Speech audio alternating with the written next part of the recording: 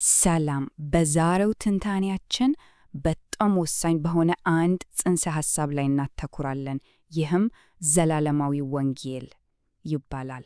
እሺ፣ ይህ ጽንሰ ሐሳብ እግዚአብሔር ለፍጥረቱ የነበረውን የመጀመሪያውን ፍጹም ዓላማ እንዴት ሊያሳካ እንዳሰበ የሚገልጥልን ቁልፍ ነገር ነው። እንግዲያው ይሄ ዘላለማዊ ወንጌል የሚባለው ነገር ሊመልሰው የሚሞክረው ዋና ጥያቄ ምንድን ነው? ጥያቄው ይሄ ነው። እግዚአብሔር ፍጥረትን ፍጹም አድርጎ ሊፈጥረው አስቦ ከነበረ እንዴት ሆኖ ነው ኃጢአት ሊኖር የቻለው አይደልን? ይሄ ለዘመናት ብዙዎችን ያወዛገበ ጥያቄ ነው። ዛሬ መልሱን ከምንጩ ተነስተን ለመመርመር እንሞክራለን። እሺ፣ የዚህን ታላቅ ዕቅድ ታሪክ በደንብ ለመረዳት እንድንችል ጉዟችንን በ5 ክፍሎች ከፍለናል። መጀመሪያ ግቡ ምን እንደነበር እናያለን። ከዛ ዕቅዱን እንመለከታለን።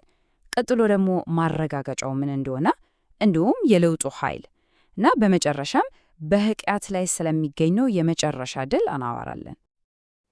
እሺ፣ መልሱን ለማግኘት ከመነሻውን ጀምር። ክፍል 1 ግቡ። እስቲ እንጠይቅ፣ የእግዚአብሔር የመጀመሪያና የመጨረሻ ዓላማ ለፍጥረቱ ምን ነበር? ሁሉም ነገር መጀመሪያውኑ ምን እንዲሆን ነበር የታሰበው? እንግዲህ ዋናው ነጥብ ይሄ ይመስለኛል። ግቡ ፍጥረታት በራሳቸው ፈቃድ ምላሽ የሚሰጡበት ግንኙነት መፍጠር ነበር።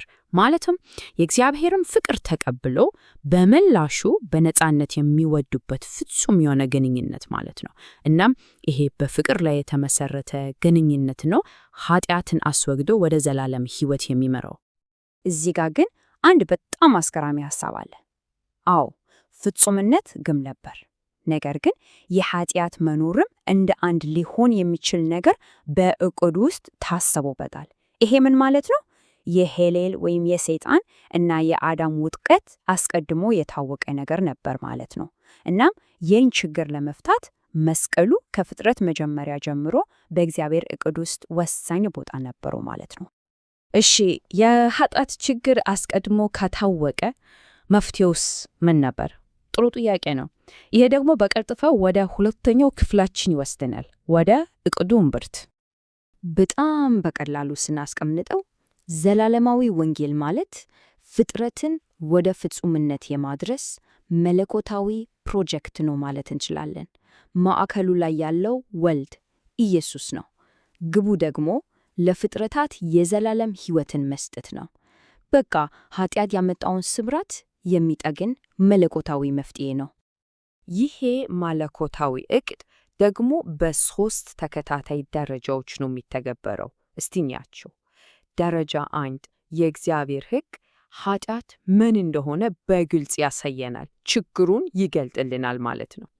ደረጃ 2 የወልድ ሕግ፣ ይህም መስቀሉ ነው፣ ለዛ ኃጢአት ይቅርታን ያመጣል።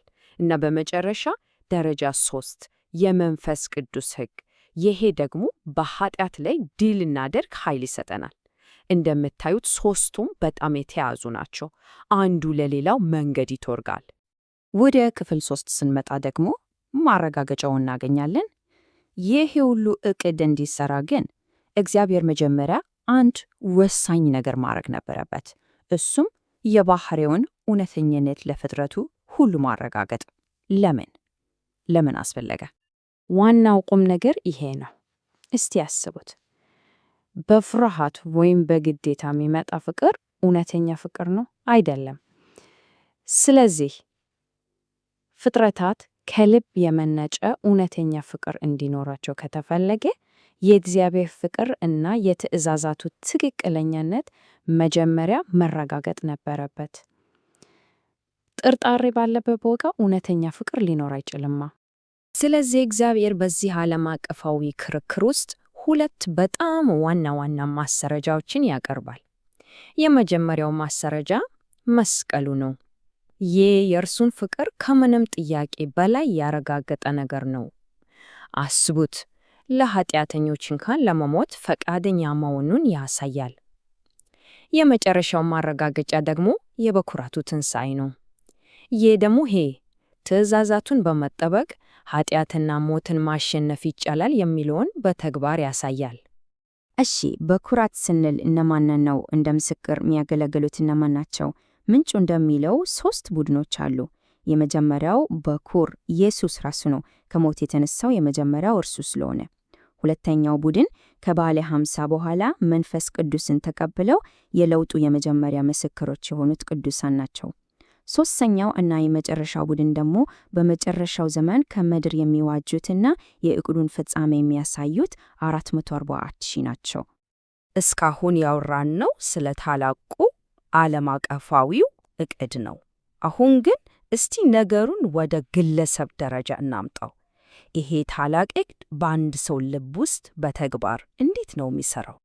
እሺ፣ ወደዚህ ክፍል ከመግባታችን በፊት ግን አንድ በጣም ወሳኝ ነጥብ መያዝ አለብን።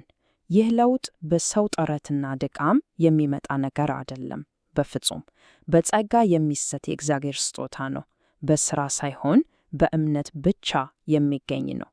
የውስጣዊው ለውጥ ሂደት በግልጽ የተቀመጡ ደረጃዎች አሉት። መጀመሪያ ሕጉ ችግር አለብህ፣ ኃጢአት ሰርተሃል ብሎ ይገልጣል። ያኔ ያ ዕውቀት ወደ እውነተኛ ንስሐ ይመራል። ንስሐ ደግሞ የኃጢአት ይቅርታን ያመጣል። ይቅርታን ማግኘት ደግሞ መንፈስ ቅዱስ በውስጣችን እንዲኖር በር ይከፍትለታል። በመጨረሻም መንፈስ ቅዱስ ኃጢአትን ለማሸነፍ የሚያስችለውን ኃይል ይሰጠናል።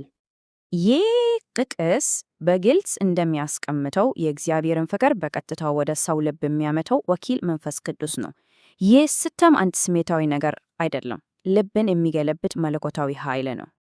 በቃ የዚህ ክፍል ዋና ሐሳብ ይሄ ነው። የእግዚአብሔርን ፍቅር መቀበል ሕጉን ከልብ ለመታዘዝ የመጀመሪያውና ወሳኙ ነገር ነው። መታዘዝ የሚመጣው ቅጣትን ከመፍራት ሳይሆን ለተሰጠን ፍቅር ምላሽ ከመስጠት ነው። ትእዛዛቱ በድንጋይ ላይ ሳይሆን በልብ ላይ የሚጻፉት በዚህ መንገድ ነው ማለት ነው። እሺ፣ አሁን ደግሞ ወደ ታሪኩ የመጨረሻ ምዕራፍ ደርሰናል። ይህ ሁሉ ዓለም አቀፋዊ ዕቅድ ወደ ፍጻሜው ሲደርስና ግቡ ሲመታ በመጨረሻ ምን ይሆናል?